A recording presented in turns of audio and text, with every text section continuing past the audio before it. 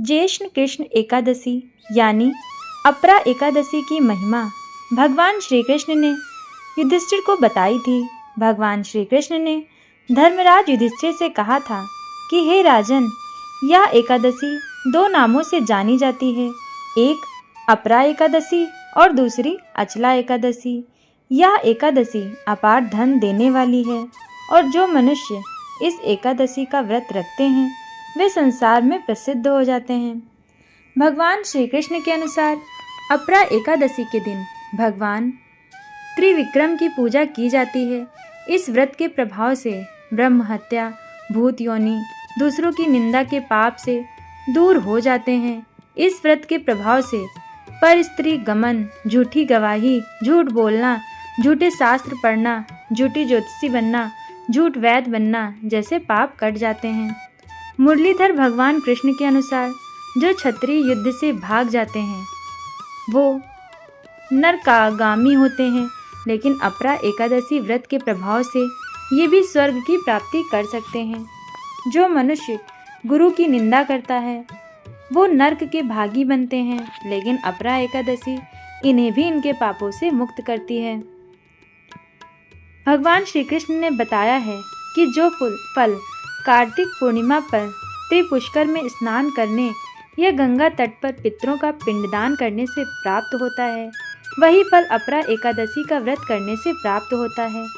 मकर के सूर्य में प्रयागराज में स्नान से, शिवरात्रि का व्रत करने से, सिंह राशि के बृहस्पति में गोमती नदी के स्नान से, कुंभ में केदारनाथ के दर्शन या बद्रीनाथ के दर्शन, सूर्य ग्रहण में कुरुक्षेत्र के स्नान से, स्वर्ण दान करने से या अर्ध प्रसूता गौदान से जो फल मिलता है वही फल अपरा एकादशी व्रत से मिलता है।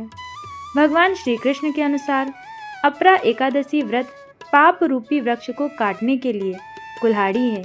अपरा एकादशी व्रत और भगवान का पूजन करने से मनुष्य सब पापों से छुटकारा पाकर भगवान विष्णु की असीम कृपा को प्राप्त करता है।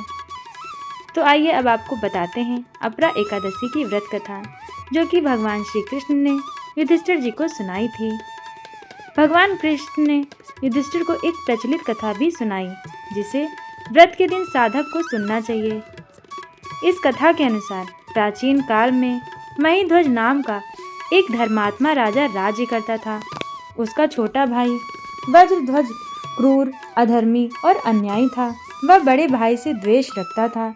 एक दिन उसने बड़े भाई की हत्या कर दी और उसकी देह एक जंगल में पीपल के पेड़ के नीचे गाड़ दिया। अकाल मृत्यु के कारण राजा प्रेत बन गया और उसी पीपल के पेड़ पर रहकर उत्पात करने लगा। एक दिन धौम्य ऋषि उधर से गुजरे। उन्होंने पेड़ पर प्रेत देखा और तप के बल से उसकी कहानी जान ली और उसके उत्पात का कारण समझ लिया। इसके बाद ऋषि ने उसे पीपल के पेड़ से उतारा और परलोक विद्या का उपदेश दिया। इसके अलावा ऋषि ने स्वयं ही राजा की प्रेत योनि से मुक्ति के लिए अपरा एकादशी का व्रत किया और उसे अगति से छुड़ाने के लिए व्रत के पुण्य फल को प्रेत बने राजा को अर्पित कर दिया। इस पुण्य के प्रभाव से राजा प्रेत योनि से मुक्त हो गया और ऋषि को धन्यवाद देता हुआ दिव्य देह धारण कर पुष्पक विमान से स्वर्ग चला गया। भगवान श्री कृष्ण ने युधिष्ठिर से कहा कि हे राजन, यह कथा मैंने लोकहित के लिए कही है। इसे पढ़ने और सुनने से मनुष्य सभी पापों से मुक्त हो जाता है।